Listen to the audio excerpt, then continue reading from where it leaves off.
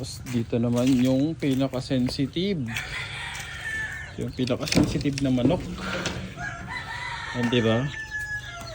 May sakit sila lahat. Pag may sakit yung isa, may sakit sila lahat. Nagluluwa yung mga mata nila. Hopefully, magiging okay din sila. Ongoing yung treatment natin ngayon. Which is... yan, kulay yellow is blue. Joke lang. Sulfur QR, tsaka Primoxil sa Malen. Hopefully, magiging okay din sila. Kasi yung dalawa dun, hindi sila okay.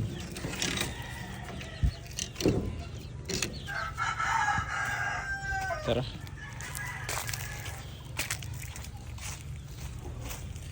Yung dalawa kasi dito, hindi sila okay.